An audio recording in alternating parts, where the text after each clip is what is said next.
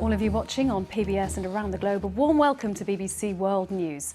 The number of weather-related disasters has increased fivefold in the past 50 years. That's according to the World Meteorological Organisation. On average, an event linked to weather, climate or water hazard has killed 115 people every day since 1970. Many of those events can be blamed on climate change, but disaster management is improving. The World Meteorological Organisation has been holding a news conference. Here's some of what they had to say. Thanks to our early warning service improvement, we have been able to have a decrease of the casualties at these kind of events. But the bad news is that the economic losses have been growing very rapidly, and this growth is supposed to continue. We are going to see more climatic extremes because of climate change, and this negative trend in climate will continue for the coming decades. Our environment correspondent Matt McGrath has the details of that report. As the slow-moving Hurricane Ida pummeled Louisiana in recent days, it caused catastrophic damage and left millions without power. Weather-related disasters like Ida have increased in number in recent decades, according to the WMO. The scientists say the rise has been influenced by climate change, as humans have continued to warm the planet through the use of fossil fuels. In Germany and Belgium earlier this summer, torrential rain saw towns and villages rapidly flooded, sweeping away lives and homes in seconds. Almost half of all the deaths that have occurred in disasters over the last 50 years have been due to water and climate-related hazards, say experts. The economic impact has also grown far more severe, with damages from weather-related events now costing more than 7 times what they did in the 1970s.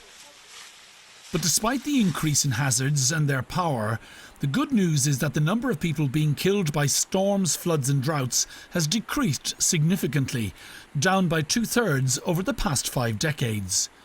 The WMO says this is due to improvements in early warning systems that give people more time to move away from danger. However, much work remains to be done, as only half the world's countries currently have adequate warning networks in place. Matt McGrath, BBC News. Well, Matt told me more about what the authors of the report are trying to do. The real thrust of this report is the fact that it is a comprehensive look at the last 50 years, because every year we get reports from different groups of scientists saying one thing or another about a storm or about more heat waves or whatever it might be. What this looks at is the economic losses and the mortality, the number of people that have been killed over the past 50 years in these type of weather, climate and water related disasters. And they find quite a significant pattern here, as you've been hearing. There are 11,000 such disasters over the last 50 years. 2 million people have lost their lives. The economic damage is growing hugely, 7 times more than it was in the 1970s.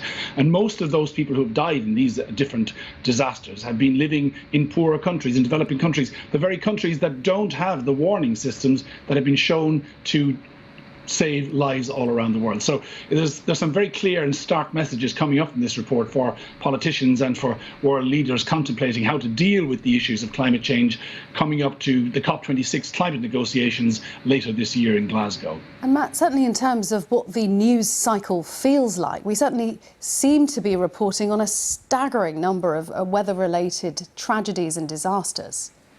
Absolutely. This is certainly something that has grown over the last number of years. If you look in this particular list at the 3 of the biggest storms, they all occurred in 2017, just a few years ago, including Hurricane Harvey, Irma and Maria. And those storms together accounted for more than 35% of the worst economic damage done by all these storms.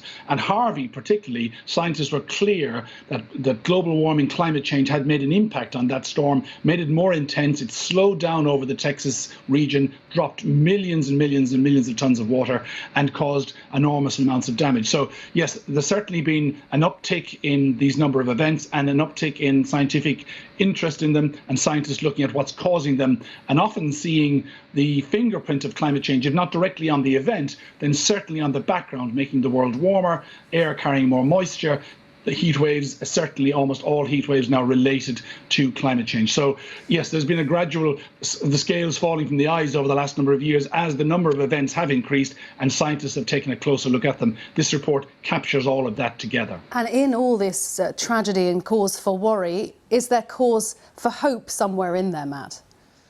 I think so. I think what's been a real success has been the number of people that have died from these events has declined significantly, down by about 2/3 over the 50-year period. So I think that's showing that some things are working. That's mainly early warning systems, getting people out of danger's way quickly. And we saw at the weekend as well with Hurricane Ida that people were evacuated early. The numbers of casualties relative to what might have happened 40 or 50 years ago was less. The economic damage, the personal tragedies of all those things would still be terrible.